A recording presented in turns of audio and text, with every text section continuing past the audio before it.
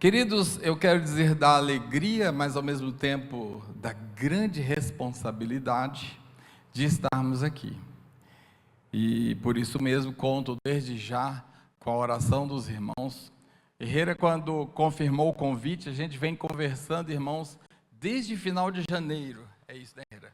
A respeito dessa fala, e há uma temática que arde no meu coração, e os irmãos vão entender que tem tudo a ver com o nosso congresso, que realmente dá uma saudade, né?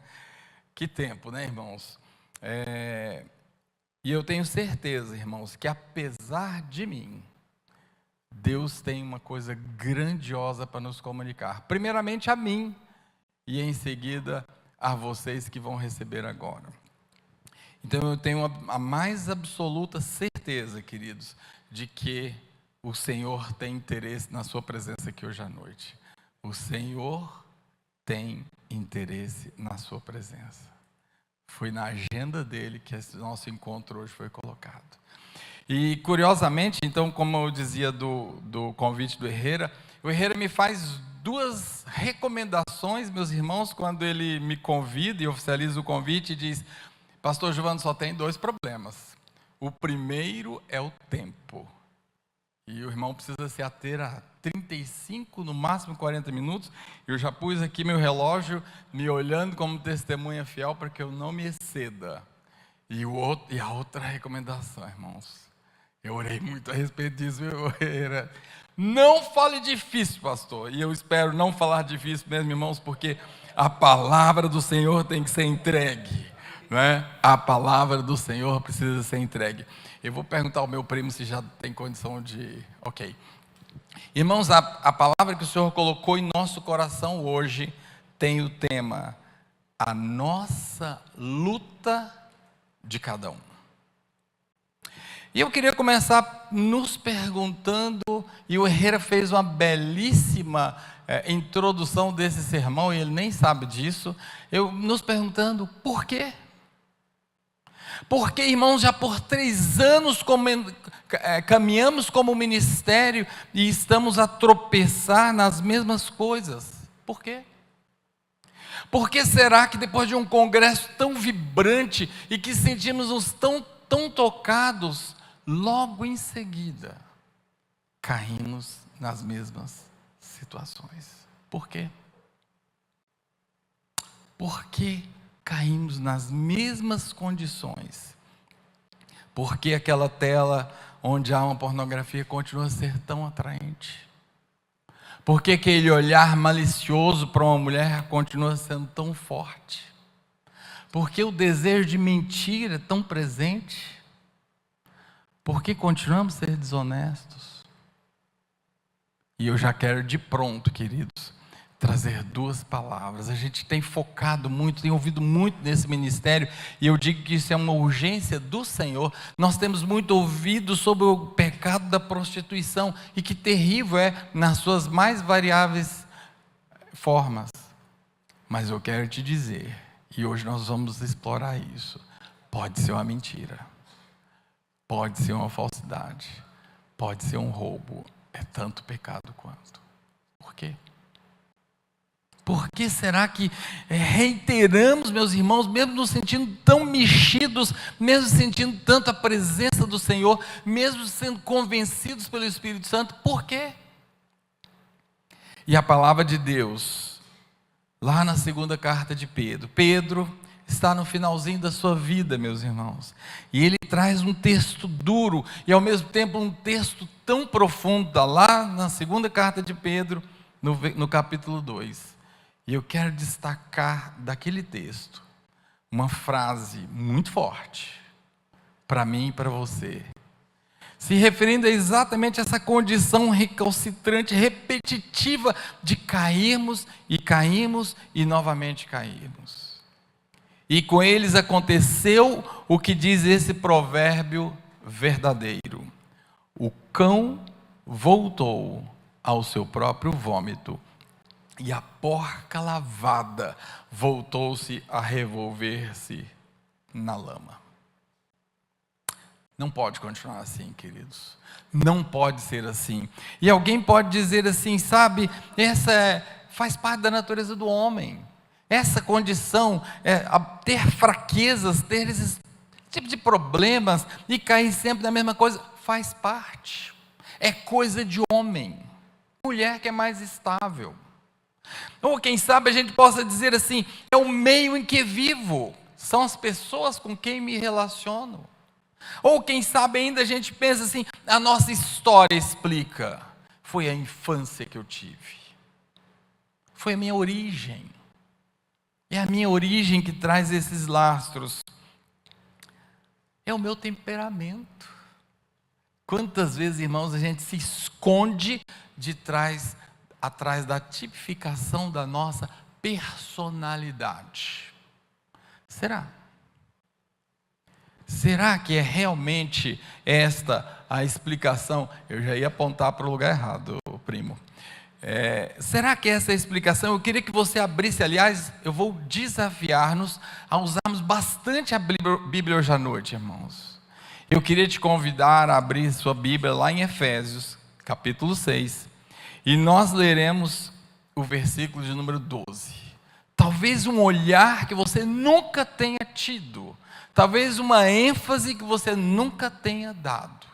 Observe o que a palavra de Deus diz, porque não temos que lutar contra carne e sangue. Esse é um texto muito conhecido. E curiosamente, irmãos, e eu penso pessoalmente que isso é uma estratégia maligna para que nosso entendimento não seja aclarado, e então nós ficamos só nessa primeira parte. Joia, nossa luta não é contra a carne e o sangue.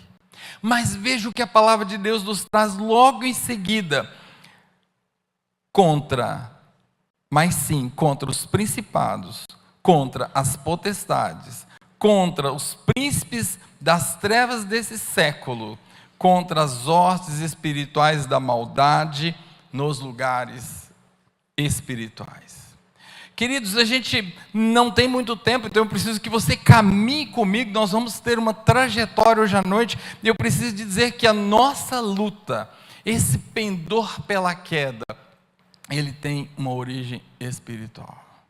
E posso te dizer uma coisa, não se trata como uma coisa espiritual, com técnicas de psicologia, com técnicas de coaching, com técnicas humanas. O Senhor hoje quer falar profundamente ao nosso coração e quer nos mostrar que esses 4 seres que estão tipificados aí são responsáveis por esse nosso pendor, pelas nossas frequentes quedas. Isso é sério, irmãos. Isso é sério. Não é a natureza, não é o temperamento, não é a sua história, não é o ambiente que você vive. É uma entidade maligna que foi destacada para você.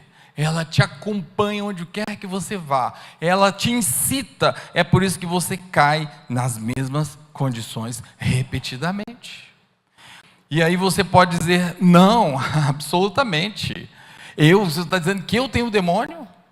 Você está dizendo que eu, crente, que já aceitei Jesus, tenho o Espírito Santo, você está dizendo que eu sou incitado por uma força maligna? Corre para Tiago, mas vai rapidinho, vamos lá.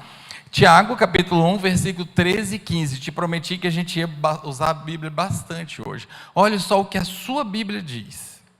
Ninguém sendo tentado, diga, de Deus sou tentado. Porque Deus não pode ser tentado pelo mal e a ninguém tenta. Veja agora. Mas cada um é tentado quando atraído e engodado pela sua própria concupiscência. Cada um tem a sua, é isso que a palavra de Deus está dizendo, a sua própria consciência. Olha a sequência agora. Depois, havendo a concupiscência concebido, dá luz ao pecado, e o pecado consumado gera a morte. É isso, meus irmãos. É isso. Então a gente pode dizer assim, quer dizer então que agora eu entendi, perfeito, eu sou uma vítima,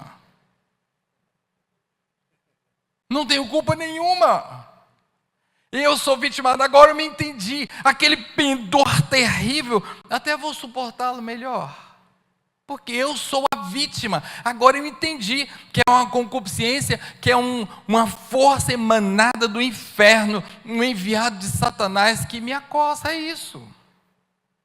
Deixa eu ir com você para Salmo 119, versículos 2 e 3. Olha o que diz, grifa essas passagens na tua Bíblia, meu querido. Bem-aventurados que guardam seus testemunhos e que o buscam de todo o coração. Presta atenção agora, ó. Bem-aventurados que não praticam a iniquidade, mas andam nos seus caminhos. Eu tenho pouco tempo, querido, mas presta atenção nisso. O que é iniquidade? Sabe, a concupiscência quando te atrai, essa força maligna quando te atrai, ela cria um vínculo com você. Se você não acha isso sério, então não sei o que seja sério. Isso é muito grave, meus irmãos. E a palavra de Jesus vai chamar esse vínculo que a concupiscência criou entre você e uma força maligna, vai chamar de iniquidade. Olha o verbo. Bem-aventurado os que guardam os seus mandamentos, que o buscam de todo o coração e que não praticam. Que vítima! Que vítima! Você é a ação passiva, você é a pessoa ativa nesse processo. A concupiscência te atrai sim, mas quem decide praticar a iniquidade é você. É duro, irmãos, é uma palavra dura. Nós decidimos. E agora você pode entender por que eu dizia que o Herrera, sem querer, introduziu essa mensagem. Nós decidimos. Portanto, iniquidade é um ato. Iniquidade é um ato. Meus irmãos, quando nós fomos criados, está lá em Apocalipse capítulo 1, versículo 6, nós somos criados com 2 propósitos, muito nobres inclusive. Nós somos criados para ser reino, para reinar com a procuração de Deus. Feitos à sua imagem e semelhança, nós recebemos procuração para reinar como Deus, fazendo aquilo que Deus queria que fosse feito, reestabelecendo a ordem no caos que se encontrava esse mundo. E sabe qual é o segundo propósito? Ser sacerdócio, servir ao Senhor. Que propósito nobre! Então, em Adão, nós somos criados para restaurar o governo da terra e restaurar a adoração a Deus. Lá em Gênesis capítulo 1, versículo 26, está escrito assim: e disse Deus: façamos o homem à nossa imagem, conforme a nossa semelhança, e domine sobre os peixes do mar, sobre as aves do céu, sobre o gado, e sobre toda a terra, e sobre todo réptil. Se você olhar ali, eu deixei projetado para você ver quantos são os seres pelos quais nós temos que lutar? 4. Eu sei, irmãos, que há um domínio para o mundo animal, eu sei que há um domínio literal. Deus nos fez coroa da criação, isso é indiscutível, e você vai encontrar, por exemplo, Tiago, capítulo 3, versículo 7, diz assim: pois toda espécie de animais, aves, répteis e criaturas do mar, doma-se e tem sido domada pela humanidade. Então há sim um governo que é um governo concreto, que é um governo material, há uma supremacia do homem, mas ei, eu quero te abrir os olhos para uma outra realidade.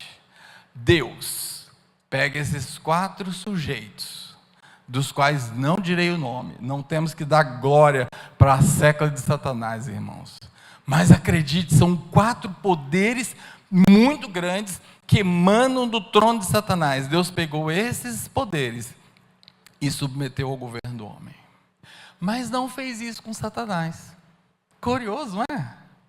E agora Satanás pega uma estratégia de guerra, irmãos, e Satanás pega e faz um ardil, e ele então cria a seguinte estratégia: ótimo, os meus generais estão sob o governo do homem, mas se eu dominar o homem, os generais deles voltam a mim.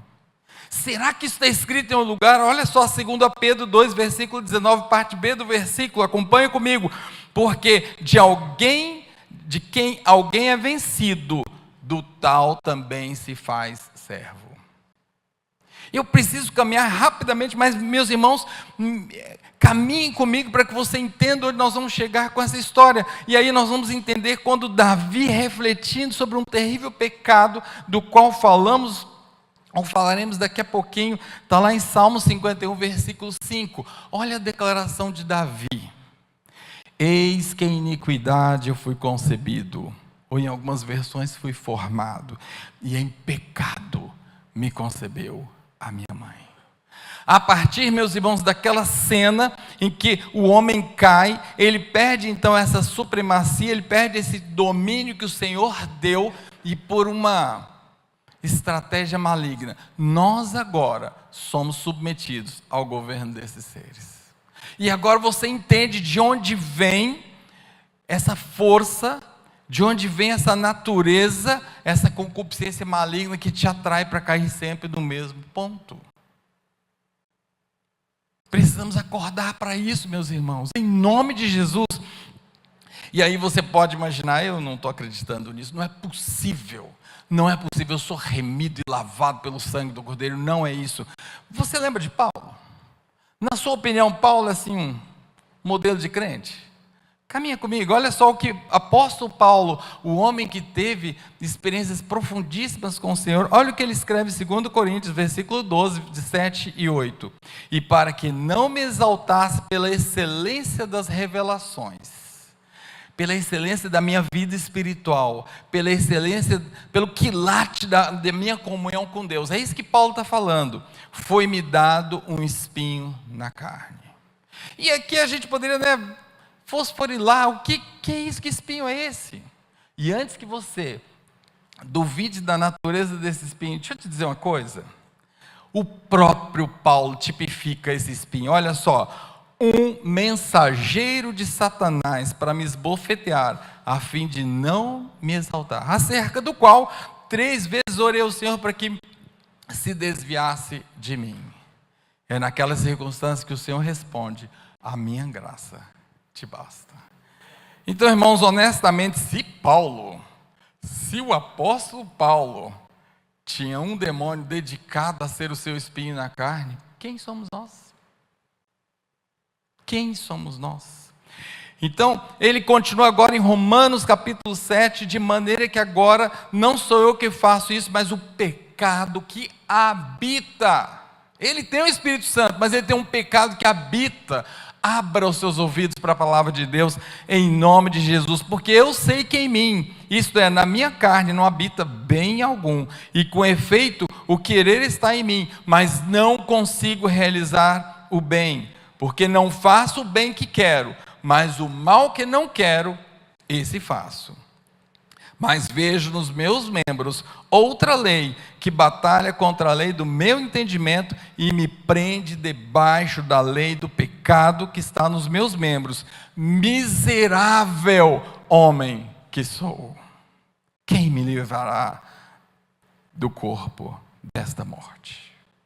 Então, irmãos, nós temos essa força destacada por Satanás para nos atormentar, para nos atrair, para nos engodar, e por isso, repito, caímos no mesmo pecado. Eu gosto muito da pedagogia de Jesus. Jesus, ele tem 4 encontros que tipificam isso que a gente está falando aqui. Certa vez vem um estudioso da lei, Nicodemos, falar com Jesus, e era noite, e você sabe da história. E existem muitas hipóteses pelas quais se diz ele ter vindo à noite. Uma delas é não dar publicidade, mas eu quero te fazer ver por um outro ângulo.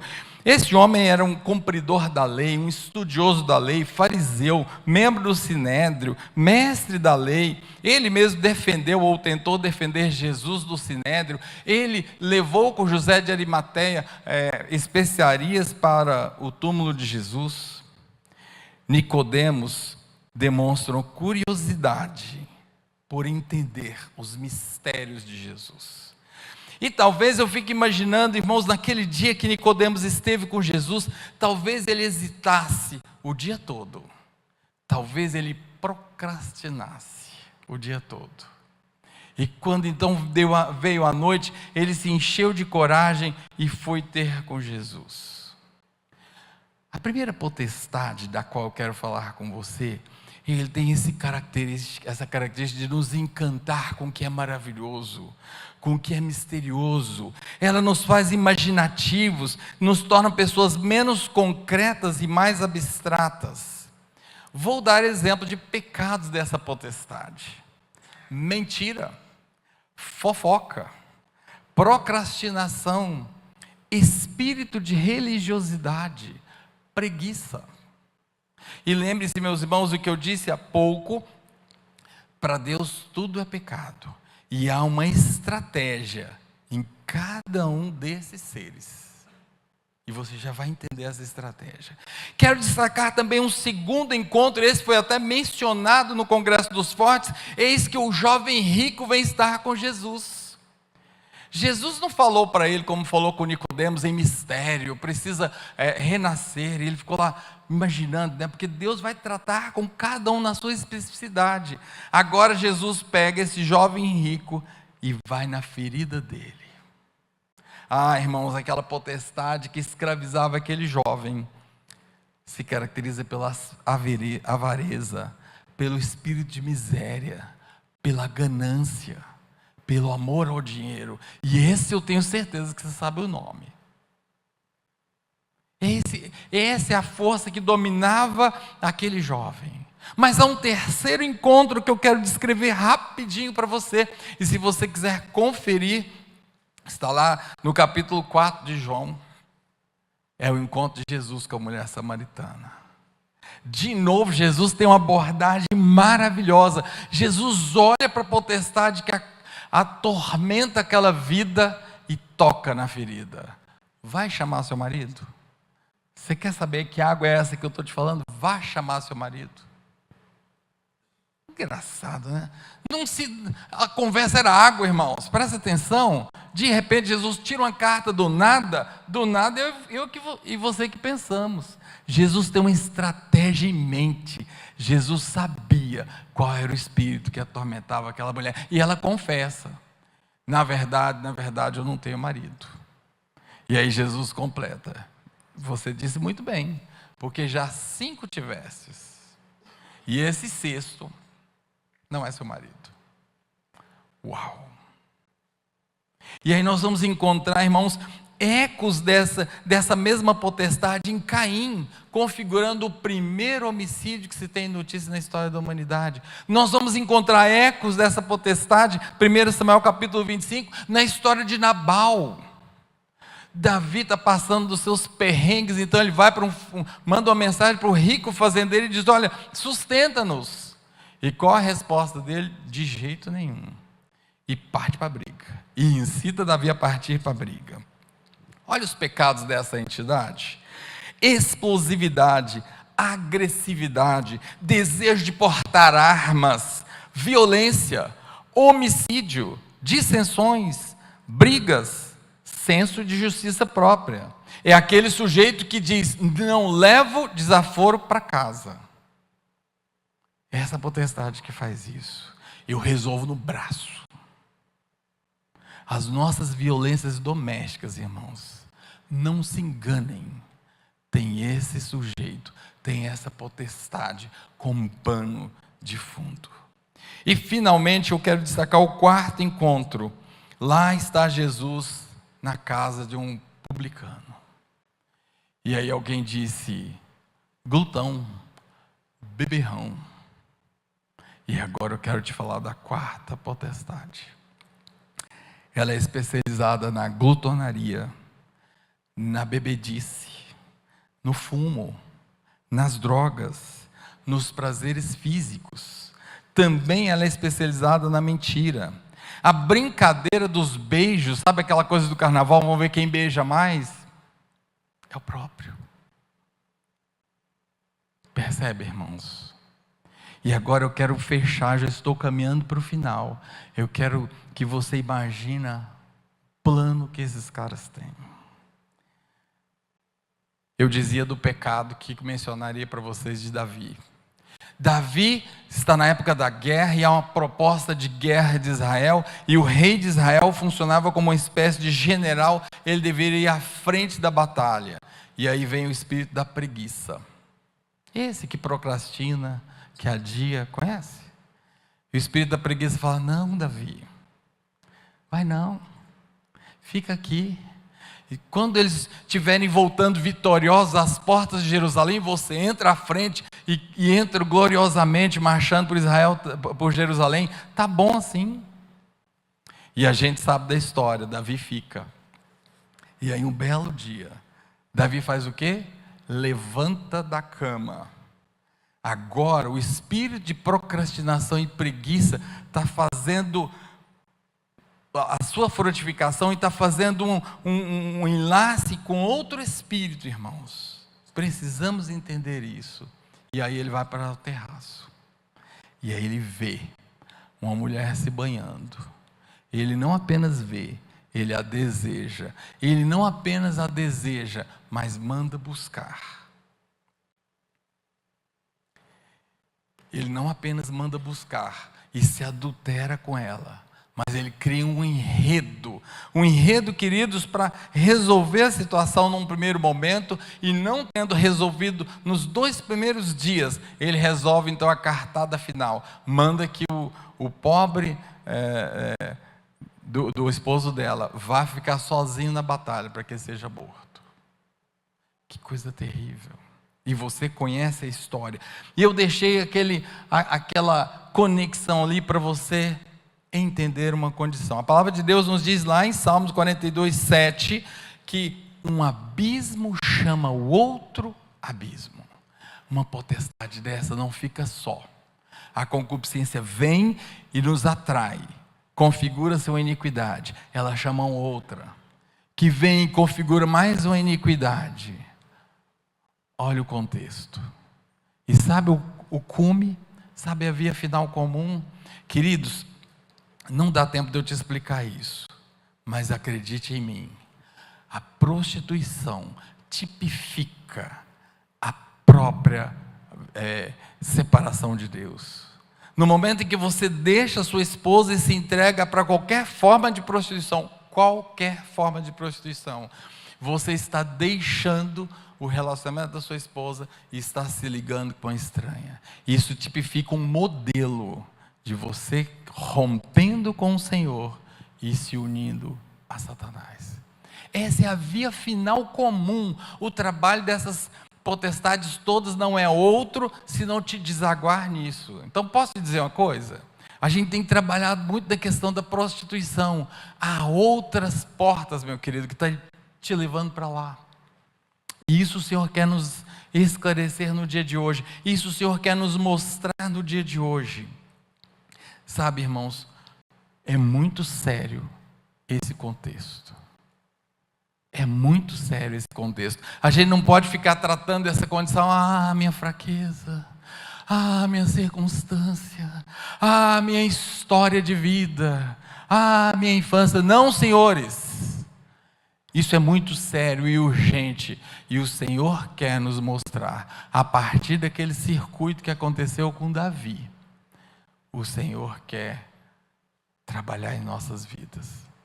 Não se engane, quando você mente, o seu fim é aquele. Quando você rouba, seu fim é aquele. Quando você engana, da mesma forma. Quando você procrastina, irmãos, quando você cai em glutonaria, o fim é aquele. Nós precisamos, meus queridos, parar de encarar essas situações como corriqueiras da vida de um homem.